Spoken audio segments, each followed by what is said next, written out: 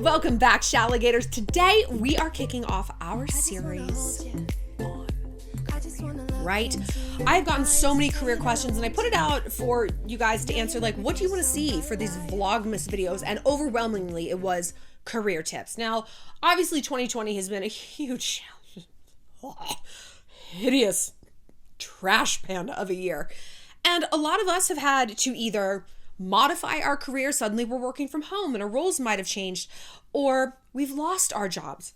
So we're going to be launching a whole series on this, and leave your suggestions in the comments for specifically what you want to see. We are definitely going to do a video on getting fired / laid off, how to deal with that emotionally, how to deal with like the embarrassment and the loss of identity that comes with that. But today, I want to talk about the beginning. If we're going to do it, we got to begin at the beginning. How to figure out what you want to be when you grow up. Because for some people, it seems really easy. I was born to be a fireman. You know, I was born to be a ballerina. I always knew I wanted to be a doctor because my mom told me I had to be, right? But for most of us, it takes a lot of introspection. And even then, even when we do that, we still kind of come up empty. What's our place in the world? And it's especially hard nowadays when people feel so branded. You look on their Instagram page, you're like, fuck, they not only know what they want to be and who they are, they have a whole color scheme. I mean, they have like a theme. So if we don't feel 100% okay with our career choices or have one in mind, we can feel absolutely unmoored, just like a kite in a windy sky. But I'm going to give you some real world, actionable, very easy tips to figure it out, a sort of emotional imagination exercise to really get there, and tell you how I figured it out, and why there's two different types of people who don't know what they want to be when they grow up. We'll break that down. First, just want to remind you guys to please go to my website, shallonlester.com, and donate to the Gofundme we have set up for the children and seniors, all of who live below the poverty line, at the Gethsemane Garden Baptist Church. It's a Black Baptist church in New York City, the church I called home when I lived there. They're just the most warm and welcoming people. I still get emails from them all the time, like, we prayed for you in the prayer circle the other day, and we just had this feeling maybe you needed some extra prayers. Just sweetest people, and we can truly be their Christmas miracle. Also, Christmas is about treating yourself. So head to my website to also shop my new merch. We have got a cool warm-blooded jogger set. We have got a revenge hoodie that's also a t-shirt and a sticker if you prefer that. And we have a ho-ho I'll be home for Christmas ugly sweater. Definitely wear that around conservative Uncle Marty this holiday season. What do you want to be when you grow up is like the number one question you get asked when you're a kid, right? And when you're a kid, it's funny, you think of like 4 professions, like a doctor, a fire truck, not a fireman, a fire truck. That's what I always said. I want to be a fire truck. Okay. Ballerina, princess, you know, like we don't really think outside the box. You're not like, I want to be a systems analyst for a large scale oil company. You're like, all right. I want to be a branding expert for Big Pharma. What? But yet these jobs exist. I have been lucky in that I have always had a lot of passions. Shocker. I'm a very intense person. I love, love, love, love, love things. And I hate other things. But that kind of helped me figure out what I wanted to be when I grew up. And when I was younger, I wanted to be an actress. And I almost moved to LA instead of to New York. Like, I was at this great precipice, this fork in the road. After I graduated college, I was going to go live with my friend who was on my improv team. And she's done really well acting wise. She's in a ton of commercials and like progressive commercials, and she's a little sitcom and stuff. So I was going to go live with her and like really get into improv and sketch comedy and stuff like that, and pursue that track. But I got the opportunity to move to New York City and write a book, and that was just so much more immediate. And, you know, I went with that, and the rest is kind of history. But coming up with what you want to be and what you want to do is far from easy. Now, like I said, there's 2 different kinds of people who don't know what they want to do. There's the people who genuinely don't know. And I have noticed the correlation between high intelligence and capability and an absolute about what they want to do when they grow up. Why? They're too good at too many things. One of my good friends, my best friend, and I tell her this all the time, I'm like, as the communists say, one road, no one gets lost. If you're only good at fixing cars, guess what your profession's going to be? If you are great at doing makeup and not much else, hey, the path is pretty clear. Chrissy, she's really good at math. She's an excellent writer. She's fantastic and dynamic on stage and performing and like public speaking. She could do TED Talks. She's analytical, but she's creative. It's like, you're fucked, girl. Like, that sucks because you are good at everything. So no matter which lane she's in, she can second guess herself and feel like it's the wrong one. She's also a Virgo, and you know how Virgos are. They're always like, well, what about the ruminators, you know? And they're highly intelligent. At least she is. So it's hard for her to feel like she's ever in exactly the right spot in her life. And, you know, I always just try to encourage her. It's like, either have a job that pays the bills and fills up enough of your creative juices, but then have those creative projects on the side, you know, that really like kick up the passion. So if you're sort of spinning your wheels about not knowing what you want to do, ask yourself, well, is it because I was majoring in engineering and yeah, I was good at it, but I didn't love it. I really loved graphic design or jewelry making or acting or whatever it might be. Okay. If that's the case, I encourage you to go where the money is. Now, hold on, Shallon. What are you saying? Follow the money, be a sellout, take a job you hate for the paycheck? No, don't take a job you hate. But acknowledge that your passion, your hobbies, doesn't have to be your job, right? I used to be massively into hockey. Well, I was massively into hockey players, and I realized that fact when I got a job working in hockey. I loved hockey. I watched it. I played it. I dated it. I mean, lived, ate, slept, ate, keyword on ate. And I was like, of course I want to work in hockey. Of course I want to write for this hockey blog. What could be better than that? Literally almost anything could have been better than that. It was awful because it turned something I loved into something I had to do. Everyone likes sex. No one wants to be a prostitute. Do you know what I mean? And that's how it felt. It's like, man, this thing that was my escape and my release and just my fun, wonderful place, this hobby that I loved is now like, oh, I have to watch this Capitals game and write down all these things. And I got to talk about this trade. And it's like, this isn't fun for me anymore. So it's okay for your passion to not be your job. Because here's the thing. At some point, that tipping point can occur. Okay, you love making jewelry. Do you love being poor? There is nothing I love enough to justify being poor. Nothing. I hate being poor. I like being rich. So I'm going to do what makes me rich and still feel fulfilled by having those projects on the side. Because you know what? You keep doing it slowly but surely. You start that Etsy store. You have the eBay store. You go to little trunk shows. And then one day you're like, oh my God, wait a minute. This tipping point has kind of occurred. I could make this my job. And then you let go of one branch and when you've got the grip on the next, right? But that's a little far down the line. No, you shouldn't take a job you hate. But if you like something and you're good at it and it pays the bills, I'm sorry, these banks, okay, that's not so bad. But what if you don't even know? Like, what if you're really like, I don't know what I'm good at. I don't know what I'm doing, where I should be. I don't even know what to major in. Okay. I want you to read 2 books. Number 1 is called Big Magic. It's by Elizabeth Gilbert. She's the chick who wrote Eat, Pray, Love. Love her writing, love her. She's great. And this was her having sort of a late in life crisis about, what do I do? She didn't want to, she just felt like it was sort of her second act and she didn't know where to start. She just felt like sort of in the doldrums. And she talks about following threads of passion. I honestly don't know if I came up with that term or if she did. I don't know if it's in the book or if I came up with it. It's probably her. She's pretty clever. But if you want to give me credit, that's okay. Threads of passion are like those little interests. How do you even know? It's like, well, think about in the last week your happiest moments. And not like on paper what should have made you the happiest. Buying that expensive coat or, you know, going out with all my friends and getting wasted. Maybe the happy moments were much, much, much smaller. Maybe it was laying on the couch with your dog, right? And watching the Great British Bake Off. Okay, that was my happiest moment in the last few days. Why did that make me so happy? Well, because I was with my baby bear. I was with my boy. And I was paused, right? I was present. I wasn't on my phone. And I was watching a show about baking. And I love to bake. I love it. All right. So if I was looking for my threads of passion, I would think it's present, it's mindfulness, it's stillness and quiet. It's not, I'm out in the crowd and there's a concert and I'm wasted. It's I'm home, I'm quiet, I'm with someone or something that loves me, I'm taking in this moment and enjoying it. Okay, that's data. And I'm watching about baking.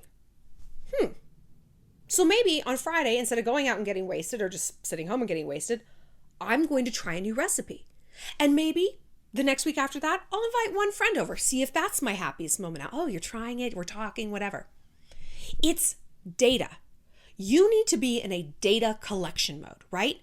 I'm going to try a whole bunch of different things and literally log it down, write it down in a journal. How did I feel when I did this? What stood out to me today? What's my happiest moment of the day? What's my worst, most stressful moment of the day? Because it might not be what you think.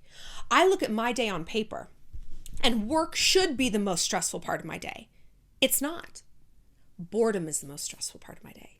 The most stressful part is when I've lost track of my schedule or I didn't make a schedule for the day and I'm like ping-ponging around the different rooms in my house like a moth, just like, oh, should I go over here?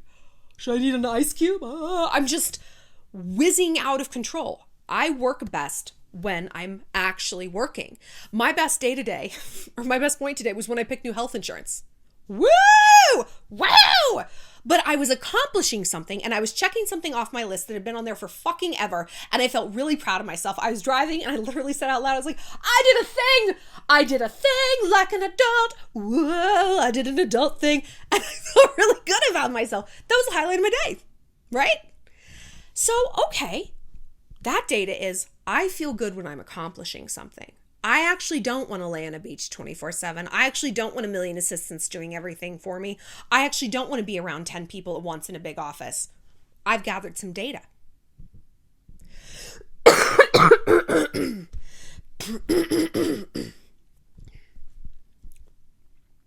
Another way to find those threads of passion is to go back to, you know what I'm going to say, your best 9-year-old day. Now, if you're new here, you haven't heard me talk about it, it is pretty much what it sounds like. What was your best day when you were 9 years old? What were you doing? Were you sewing? Were you out in the garden looking at grubs and worms? Were you riding around in an ATV? Were you out in nature? Were you like strutting around the big city watching ballet performances with your mom? Like, what was it? What was your perfect day? And ask yourself, like, really get granular. Why did you like that? Did you feel curious, excited, accomplished? You know, were you performing? Did you feel like you were in the middle of the action? Did you feel like you were nice and isolated and you had your own space?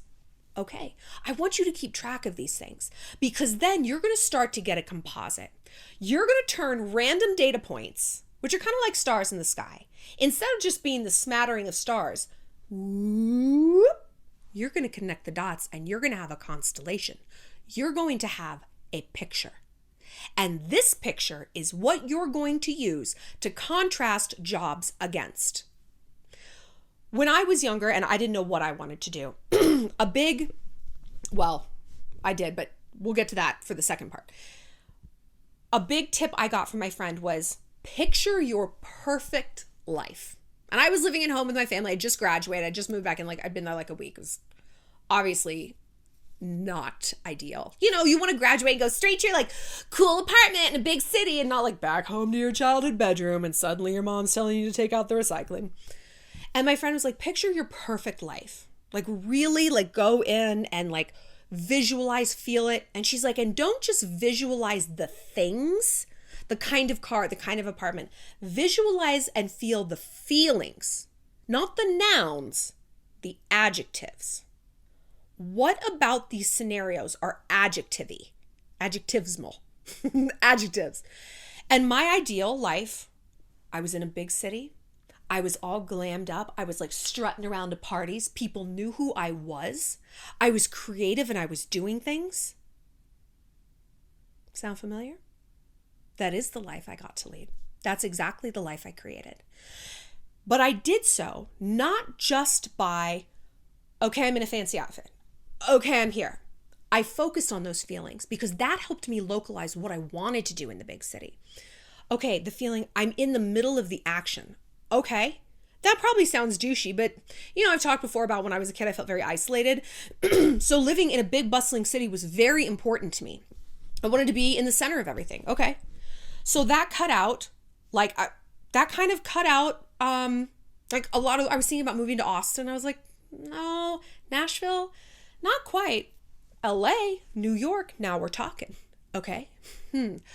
I am doing fancy things.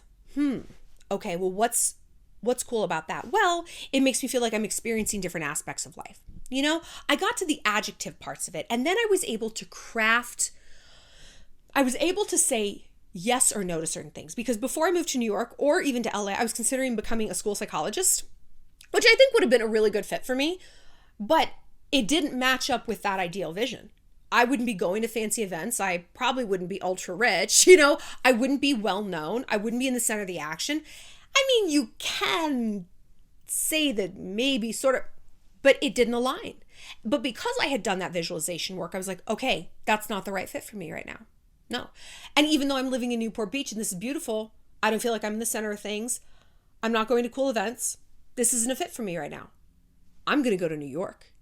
That's the fit. But remember when I said there's another kind of person who doesn't know what they want to do? It's the kind that actually does. They're just afraid to admit it.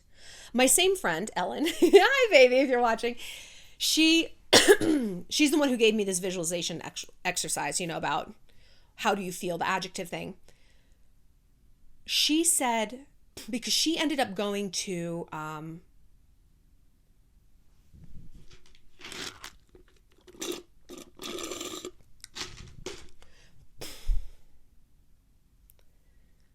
she said something that always stuck with me. She's like, at some point, it gets easier to just go after your dreams than to constantly be running away from them.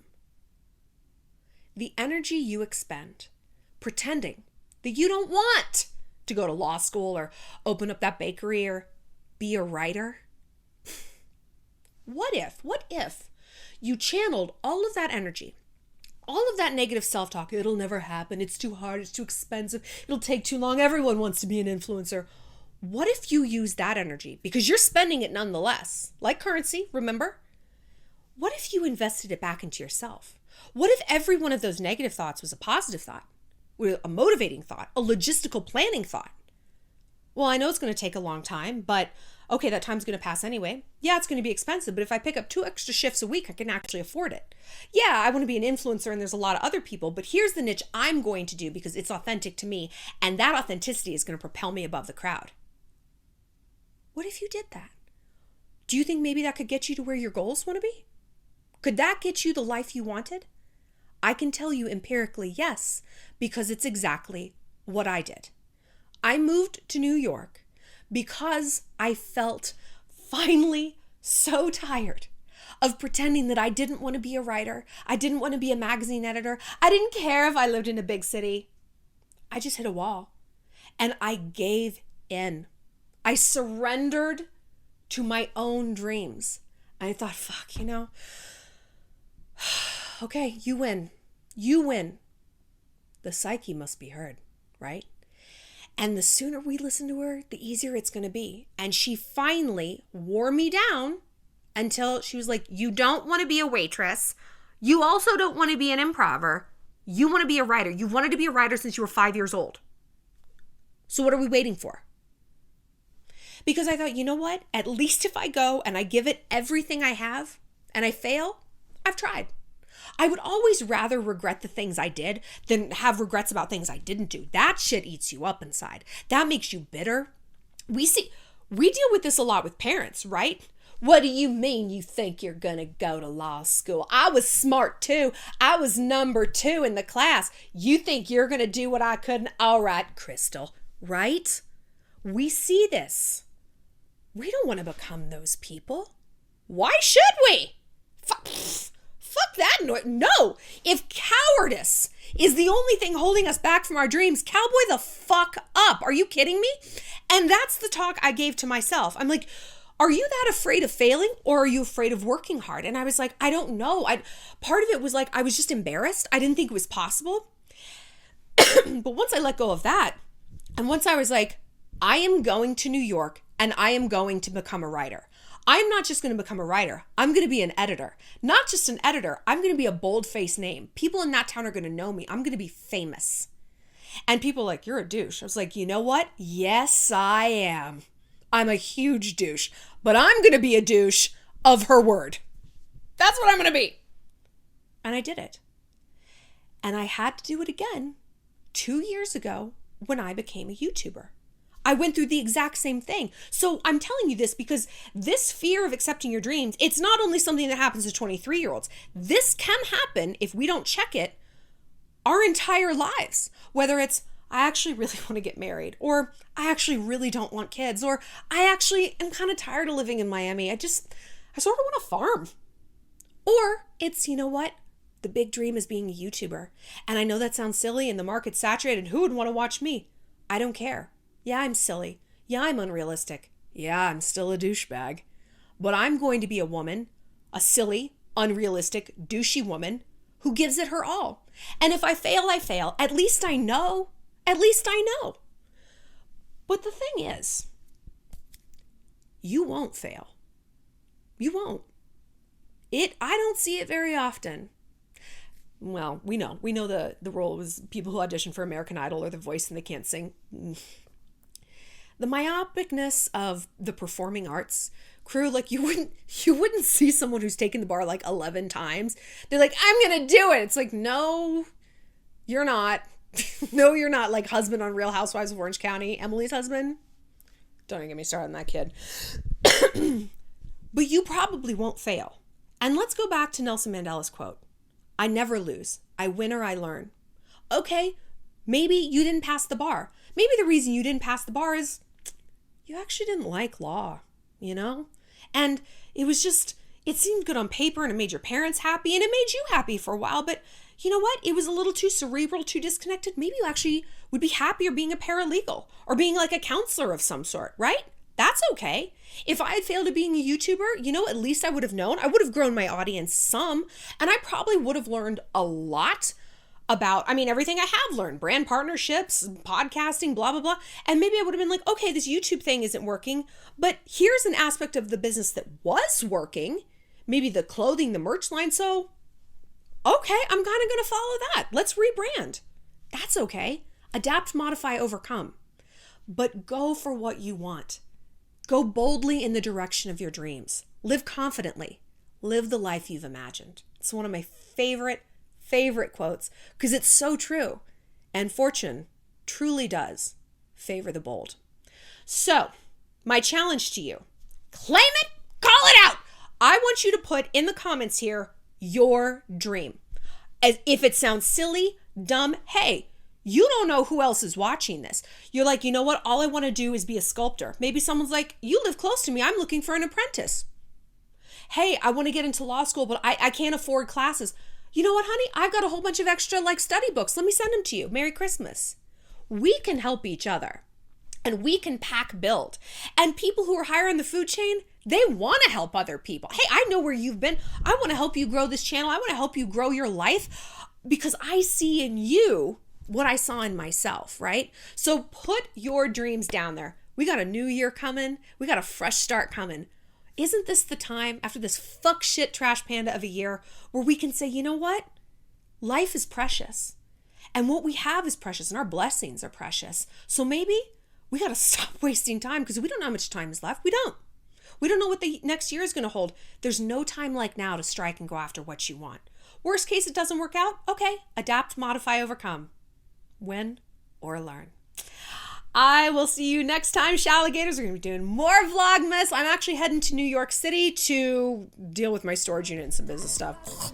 But I'm going to be doing a lot of videos about New York, how I made it in New York, getting a little bit more detailed about that, how to know if a big city is right for you, and how to know if it's right to leave the big city. Because, yeah.